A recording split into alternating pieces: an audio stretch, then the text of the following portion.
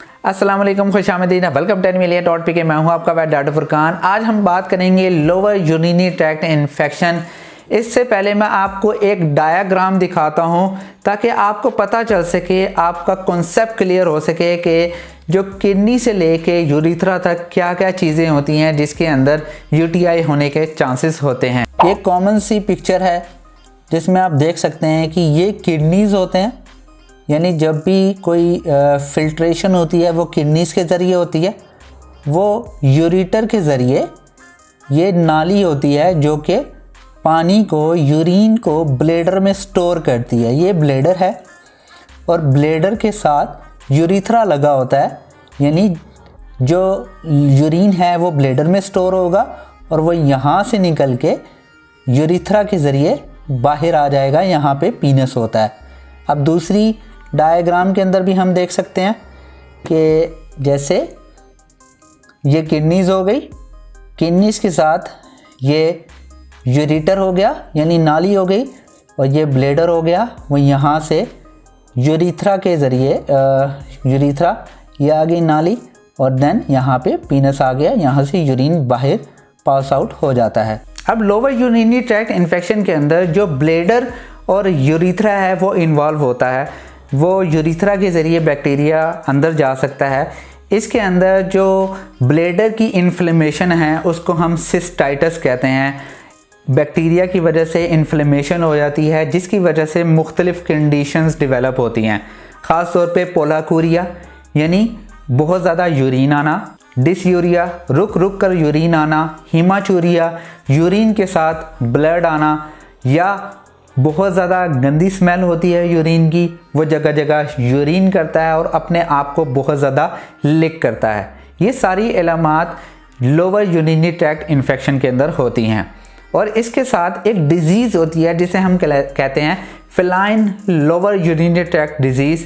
इसका जो काज है वो अभी तक नहीं पता चल सका कि ये किस वजह से होता है, इसलिए इसको इडियोपैथिक कहते हैं। इडियोपैथिक का मतलब है कि कोई भी ऐसी वजह जो कि ना मालूम है, नहीं पता चल सकी। अब लोअर यूरिनरी ट्रैक्ट इन्फेक्शन के अंदर सबसे पहले जो डायग्नोसिस करने के लिए चीज़ें इस्तेमाल की जाती हैं वो यूरिन का सैंपल लिया जाता है।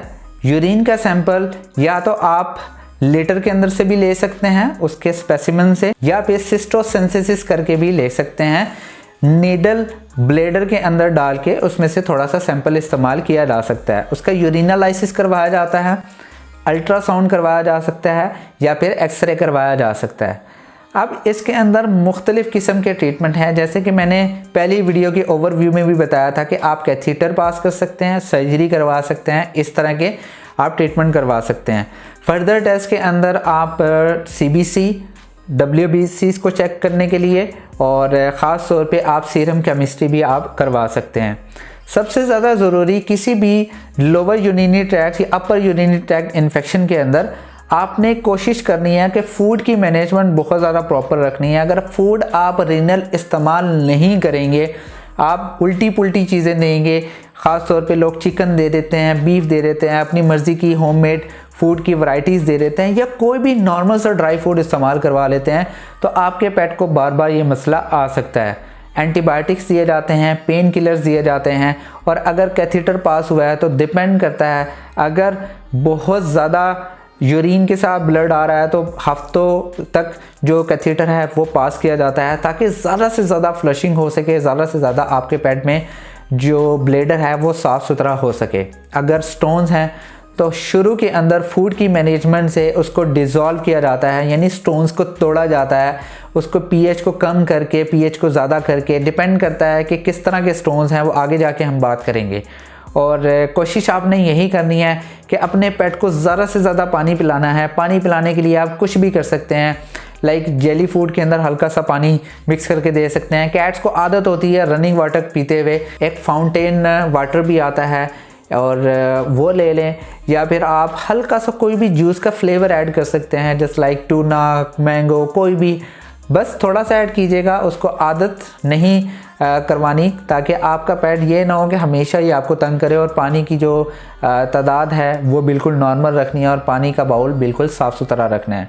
मैं उम्मीद करता हूं कि आप लोअर यूरिनरी ट्रैक्ट इन्फेक्शन के अंदर आप अपने पेट को मैनेज कर सकते हैं। और मैं उम्मीद करता हूं कि वीडियो पसंद आई होगी। अगर पसंद आई है तो प्लीज़ लाइक कीजिए, शेयर कीजिए और प्लीज़ इस चैनल को ज़रूर सब्सक्राइब कीजिएगा। इंशाल्लाह नेक्स्ट वीडियो में मिलते हैं। खुदा हाफिज़।